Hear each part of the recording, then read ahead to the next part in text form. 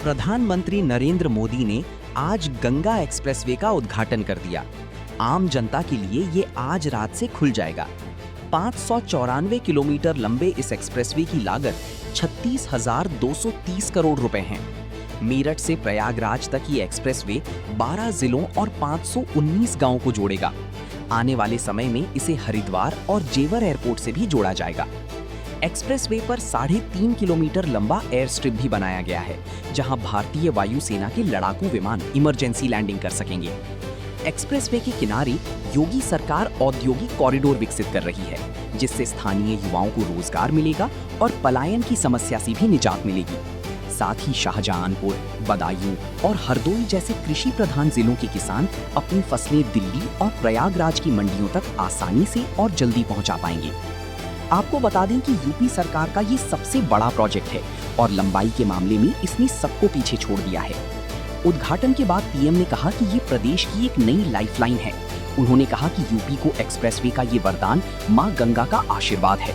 अब कुछ ही घंटों में आप प्रयागराज के संगम पहुंच सकते हैं और काशी में बाबा विश्वनाथ के दर्शन करके वापस आ सकते हैं। पीएम ने कहा कि जैसे मां गंगा हजारों वर्षों से यूपी और देश की जीवन रेखा रही है, वैसे ही ये एक्सप्रेसवे यूपी के विकास की नई लाइफलाइन बनेगा। भाइयों बहनों, कुछ ही दिन पहले मुझे दिल्ली देहरादून एक्सप्रेसवे के लोकार्पण का अवसर मिला था। तब मैंने कहा था कि ये नए बनते एक्सप्रेसवे विकसित होते भारत की हस्तरेखाएं हैं और ये आधुनिक हस्तरेखाएं आज भारत के उज्जवल भविष्य का जयघोष कर रही है। साथियों, अब वो दौर चला गया जब एक सड़क के लिए दशकों तक इंतजार करना पड़ता था। सीएम योगी आदित्यनाथ ने कहा कि 2021 में इसका शिलान्यास किया गया था और अब 2026 में ये बनकर तैयार हो गया है। उन्होंने कहा कि हम स्पष्ट नीति और साफ नीयत के साथ योजनाओं को प्रभावी तरीके से जमीन पर उतार रहे हैं। ये एक्सप्रेसवे प्रदेश की अर्थव्यवस्था की रीढ़ बनने जा रहा है।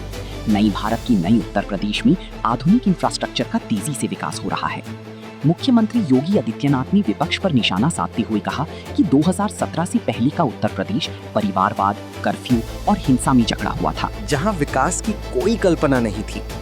उन्होंने कहा कि जहां पहले 10-12 घंटे लगते थे, अब वो सफर सिर्फ 6 घंटे में पूरा होगा।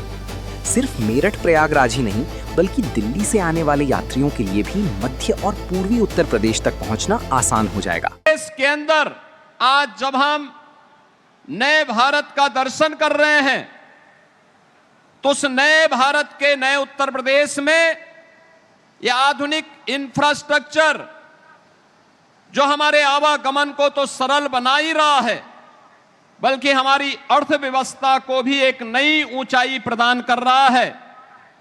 और ये तब हो पाया है जब प्रधानमंत्री जी के विजन को, उनके मार्गदर्शन पर चलते हुए स्पष्ट नीति और साफ नियत से उसे प्रभावी ढंग से जमीनी धरातल पर उतारने का कार्य हुआ।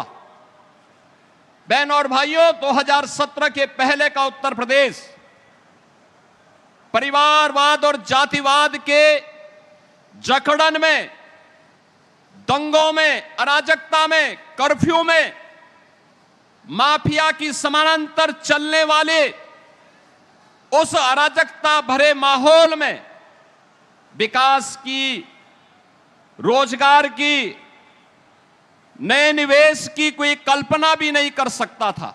योगी ने कहा कि 12 जिलों के 1 लाख से ज्यादा किसानों ने इस एक्सप्रेसवे के लिए जमीन दी। मैं उन सभी अन्नदाता किसानों का धन्यवाद करता हूं जिनकी वजह से ये प्रोजेक्ट हकीकत बन पाया।